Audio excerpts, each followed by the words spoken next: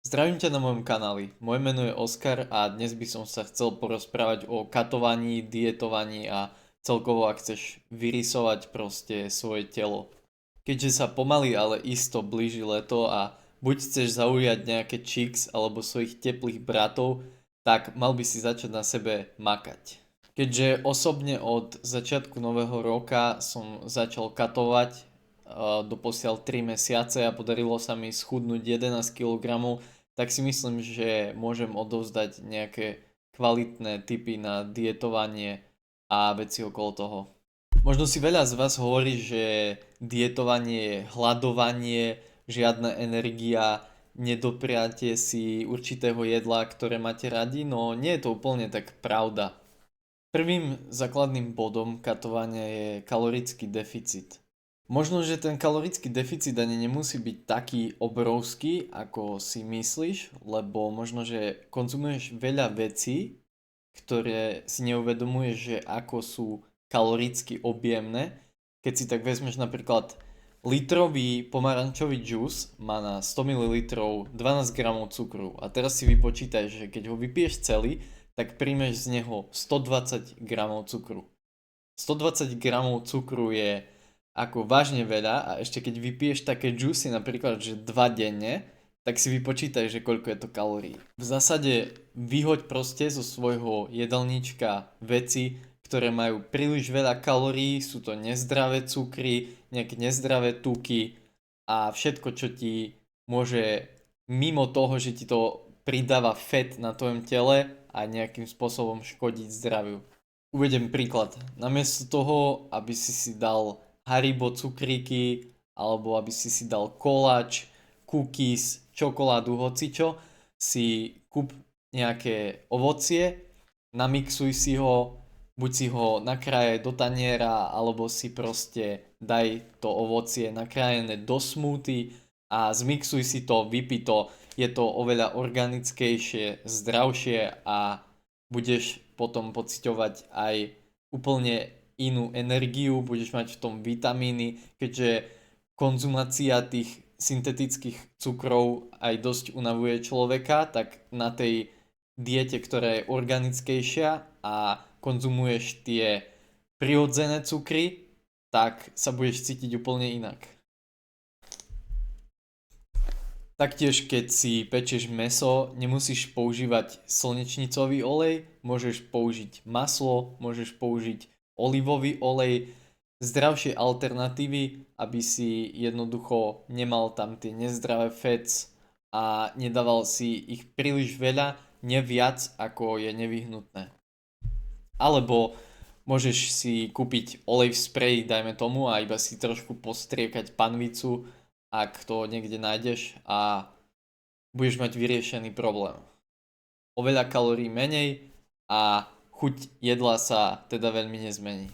Je takisto dôležité dbať na to, aby sme na tú dietu nabiehali postupne a nie, že zo dňa na deň budeme jednoducho hladovať, lebo takto to nefunguje a to telo si potom bude pýtať tie kalórie naspäť.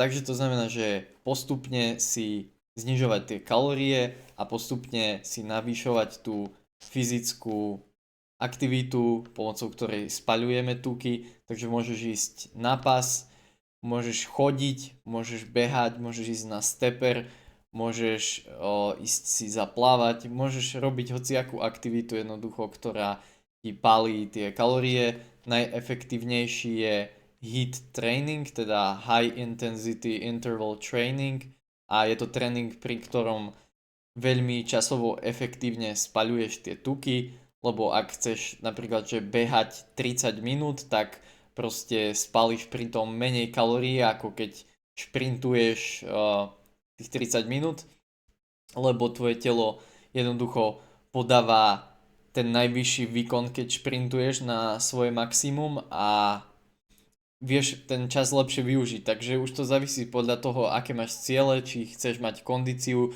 či chceš byť dynamickejší, rýchlejší. Závisí to na tebe, ale toto je metóda, ktorá je jednoducho časovo efektívnejšia, čo sa týka spaľovania. Je fajn si trackovať, že koľko kalórií spáliš a koľko príjmeš, lebo ak budeš príjmať oveľa viac ako spáliš, tak sa ti jednoducho to chudnutie nebude tak dariť, ako by si chcel.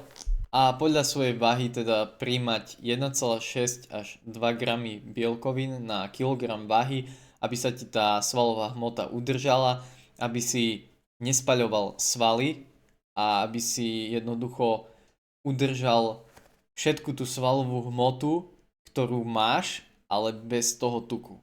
Ďalším bodom je, že vôbec sa nemusíš bať toho si urobiť cheat day aj 2 v týždni, ak jednoducho dodržiavaš konzistentne celý mesiac okrem tých dní svoju dietu.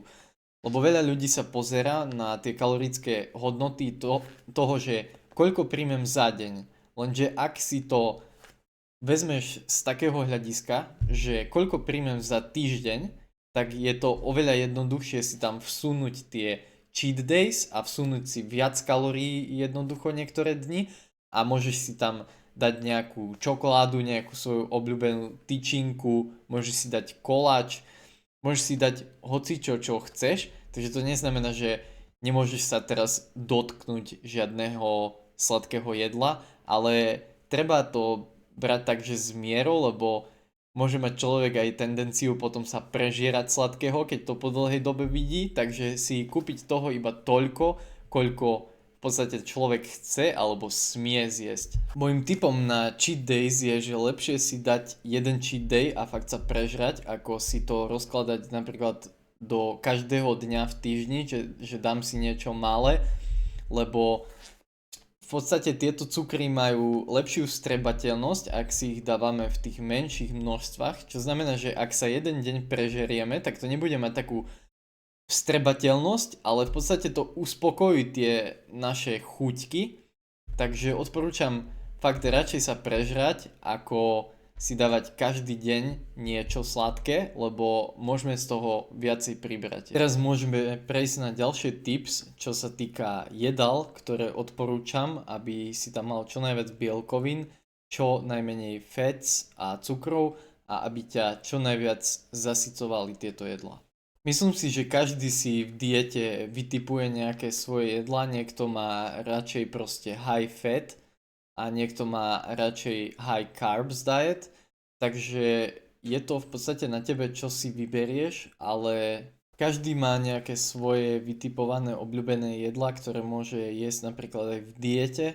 Môže si zvoliť, že high carb alebo high fat diet.